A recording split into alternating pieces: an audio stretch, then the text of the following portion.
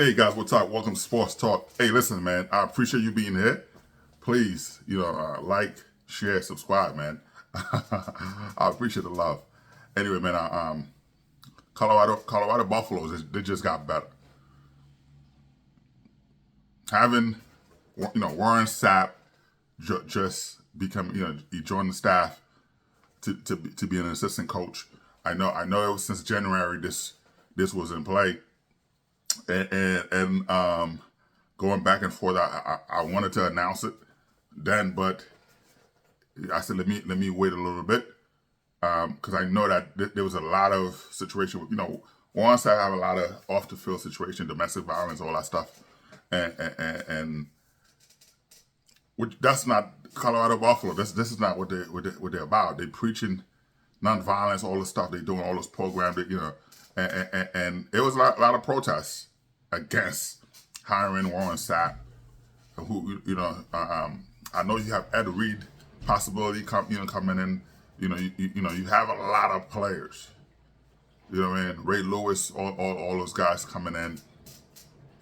Just they come in. Those guys are there as advisors, to help letting that the defensive coordinator go, and to have Warren Sapp there. It's a big thing. Warren Sapp, first of all, Warren Sapp was a great college football player. Warren Sapp also was a great NFL player. The guy was all pro champion. The guy he know how to play football. For a guy like myself, who was a hybrid defensive tackle and defensive end who understand organized chaos, who understand violence, what it is. Warren said those guys are gonna be violent. I mean, last year the defense was trash. They couldn't cover a nosebleed. Everybody saw that. They got exposed. The first three games, of course, they were playing vanilla team, but then they got things got better. Team got together. Coaches around NCAA, coaches were putting together in college, putting together to have conference call. That's a fact. To be against Deion Sanders. They didn't want him to succeed because having that transfer portal, having the NIL deal, all the stuff, a lot of those guys know they can't compete.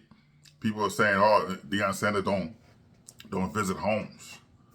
He didn't have to. Those players coming to him. You know what I mean? So this is the first time these guys have somebody that look like them, and that understand them, and that's not using them. I know what it's like. if you play ball, you understand. You understand what it's like. Somebody that understand your language. Somebody that not so much. It's not so much of a black thing. Let's be clear. You know what I mean? Bruce Arians was a guy who understand the players. That's what I'm talking about. Bruce Arians is a white guy. It has nothing to do with I'm just saying someone who understands. When Mike Tomlin understand those guys. That's what I'm talking about. You know what I mean? So somebody who understand the players. How it is, how the game is played. So having right now with the transfer portal, the offense got better. Right? The offensive line got better. I know they couldn't cover, they couldn't help the kid, man. I felt bad for Shirley Sanders, but now things got better for him. He'll have time in the pocket to throw the ball, which is, he will be an elite quarterback for the next level. But this is about, Warren Sapp. Warren Sapp coming in. I know Deion Sanders push. He pushed the brass up there, the brain trust to say, hey, this is who I want. They didn't want that, but at the end, hey, you know what? They got to give Deion Sanders what he wants, and so he won that battle. So Rick George, is great man, met with Warren Sapp. They sat down together and explained to him, listen, you hear that off the field stuff. You gotta keep that. You gotta keep that aside. It can't be part of your DNA anymore. You gotta remove that from your repertoire. So that's something that he's really excited about. They sat down. He explained the code of conduct to him, all that stuff. So and he agreed. Warren Sapp agree that this, he's gonna be a model citizen. Having Deion Sanders there, things gonna change. They're best friends, so what I mean. But things gonna change. But what you're gonna see though, that defense. You know what I mean? Those defensive linemen gonna be different.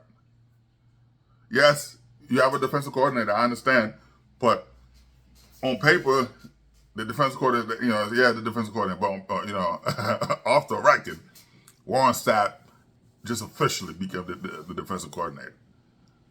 You know what I mean? He's gonna have his footprint all over. His hands gonna be all over that defense.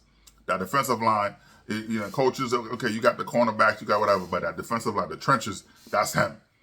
And that's gonna be violent. You're gonna see those kids, and if you don't understand what violent is, it's like watching the Baltimore Ravens. Those were violent football. You know what I mean? The Baltimore Ravens with Ray Lewis, all those guys, they were violent.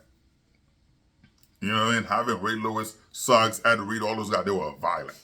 You know what I mean? You see the Buccaneers when when they won that temper. You know what I mean? That temper defense. You know what I mean? Under Tony Dungy, those guys were violent. You know what I mean? Watching the Jets playing defense under Rex Ryan, they were violent. So so having a violent, is non-stop pressure, chaos, organized chaos, non-stop, and pressure's coming, and that's what you want to see. Having a guy like Warren Sapp who understands what it is to bring pressure, it's gonna be crazy. So it's not so much schematic. Could be, whatever.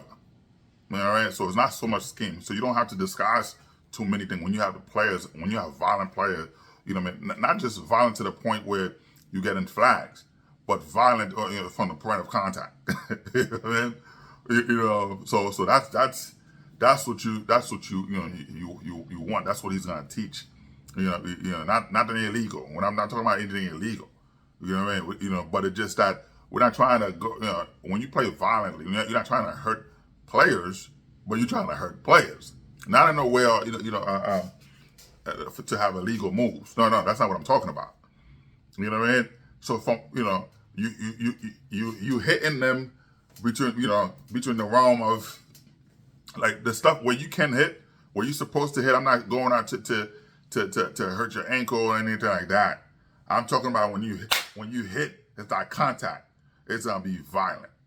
You're gonna feel okay. You could catch the ball. You caught the ball. All right, boom. It's the hit coming at you. You hitting the. That's it. A lot of guys are not built for that, and you're gonna eliminate the boys from the man. That's what you're gonna do. I remember in high school being, that was the last time I was like 180 pounds. I'm 305 now, but I'm saying in high school, freshman, I was 180 pounds. That was the last time I was 180. So playing football,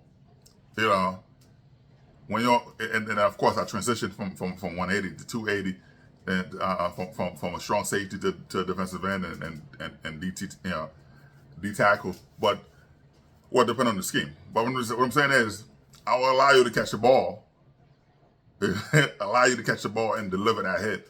You're not catching any more balls, because every time I don't have to be there. I don't have to be there.